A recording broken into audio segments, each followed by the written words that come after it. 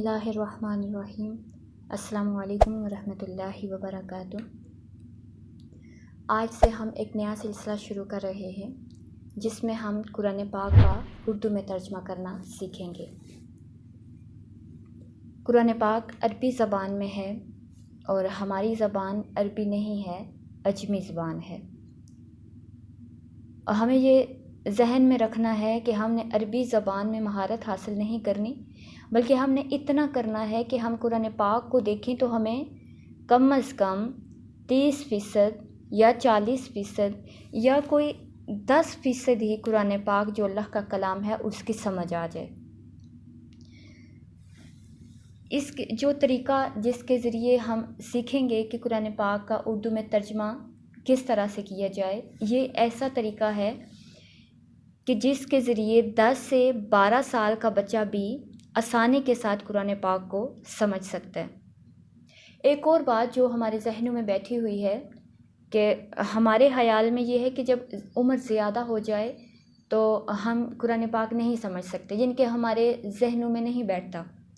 तो देखिए ऐसा नहीं है, क्योंकि अल्लाह की ज़ात ने इंसान को सलाहियतें दी हैं और नबी पाक सल्लल्लाहु अलैहि वसल्लम की सुन्नत मुबारक ये है कि आप अलैहिस्सलातु वस्सलाम ने अपनी 63 साल उम्र के आखिरी दिनों में भी कुरान पाक को सीखा।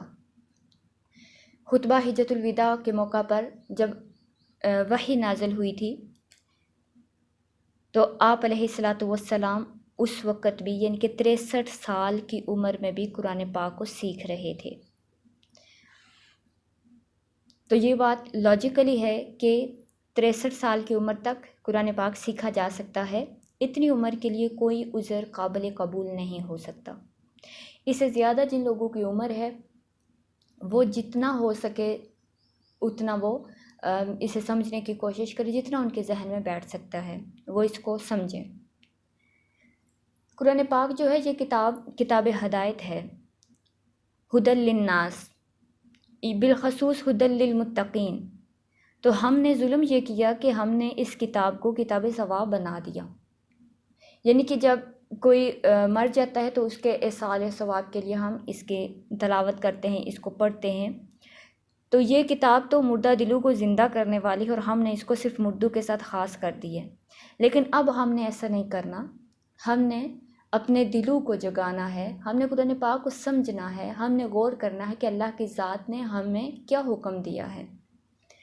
तो करना हमने ये है कि हर रोज़ 24 घंटों में से सिर्फ आधा घंटा, आप कम अज़ कम आधा घंटा आप निकालें, ख़ास कर दें, जिसमें कुरान पाक को समझा जाए। वैसे तो तिलावत कलाम पाक आप करेंगे और करते भी होंगे, मैं उसकी बात नहीं कर रही, मैं कुरान पाक को समझने की बात कर रही हूँ। यानी कि आधा घंटा आप निकालें जिसमें वो ख़ास हो, जिसमें आप सिर्फ़ और सिर्फ कुरान पाक का तर्जुमा देखें, आप उसको समझने की कोशिश करें। कुरान पाक में सबसे पहले जो ज़बान थी वो अरबी ही थी और हमारी ज़बान उर्दू है, तो मतलब अरबी से हमने बहुत सारे अल्फाज उधार लिए हुए हैं उर्दू में। उर्दू में बहुत सारी ज़बानों के अल्फाज शामिल हैं, इसलिए इसे लश्करी ज़बान कहा जाता है। तो कुरान पाक में जो अल्फाज हैं कम अज़ कम 60% ऐसे अल्फाज हैं जो कुरान पाक में भी इस्तेमाल हो रहे हैं, उनका मतलब वही है, और उर्दू ज़बान में भी उनका मतलब वही है। तो यानी कि हम इतना कुरान पाक का 60% तर्जमा करना सीख जाएंगे इंशाल्लाह। तो चलें शुरू करते हैं। बिल्कुल थोड़ा थोड़ा सा समझेंगे ताकि वो हमारे जहनों में अच्छी तरह से बैठ जाए। बिस्मिल्लाहिर्रहमानिर्रहीम। आज हम देखेंगे कि शुरू में इस्तेमाल होने वाली अलामात कौन सी हैं, यानी कि माना उनका वही होगा लेकिन बस वो अलामत लगाने से उस लफ्ज़ की शक्ल बदल जाएगी। पहली आप अलामतें जो हैं आप अपने फिंगर टिप्स पे देखें। या इसका मतलब है वो, ता इसका मतलब है आप, हमज़ा इसका मतलब है मैं, और नून इसका मतलब है हम। या वो फिंगर टिप्स पे आप काउंट करते जाएं, ता आप, हमज़ा मैं, नून हम। अब अगर ہم اس کو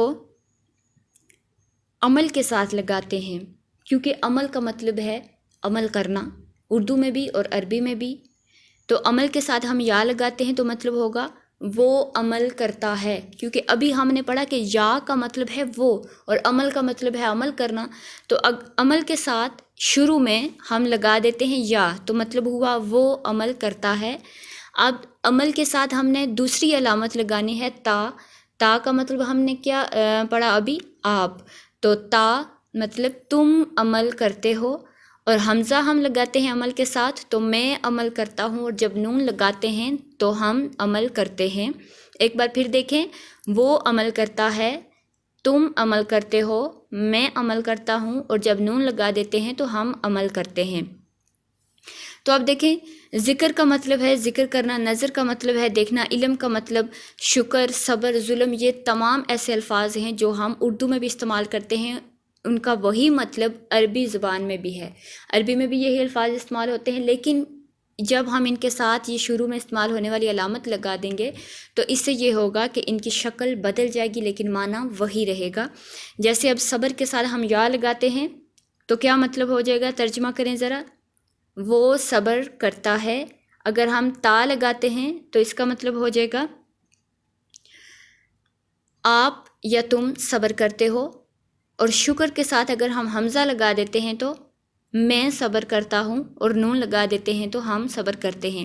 اب اس میں یہ جو الفاظ ہیں ذکر، نظر، علم، شکر، صبر، ظلم، ان کے ساتھ تمام علامتیں آپ نے خود لگانی ہیں۔ یہ جو 4 علامتیں استعمال ہوتی ہیں، پہلے آپ نے ذکر کے ساتھ یہ 4 علامات لگانی ہیں، پھر نظر کے ساتھ لگانی ہیں، پھر علم کے ساتھ لگانی ہیں، اسی طرح سے باقی جو الفاظ ہیں ان کے ساتھ لگا کے آپ نے خود ان کا ترجمہ کرنا ہے تاکہ آپ کو سمجھ آئے۔ اور جب بھی اس طرح کے کوئی لفظ قرآن پاک میں آتے ہیں تو آپ کو فوراً سے اس کا مطلب سمجھ آ جائے۔ صرف یہی نہیں بلکہ سینکڑوں الفاظ ایسے ہیں جو قرآن پاک میں استعمال ہوئے ہیں جن کا مطلب قرآن پاک میں بھی وہی ہے جو اردو میں استعمال ہوئے ہیں، اردو میں جو مطلب ہے ان کا۔ آج کے لیے بس اتنا ہی، انشاءاللہ العزیز نیکسٹ جو لیسن ہوگا اس میں ہم بعد میں لفظ کے بعد میں جو 4 علامتیں لگیں گی وہ ہم سیکھیں گے، دیکھیں گے کہ وہ کون سی علامتیں ہیں۔ امید ہے آپ کو سمجھ آئی ہوگی۔ جزاک اللہ خیرا کثیرا۔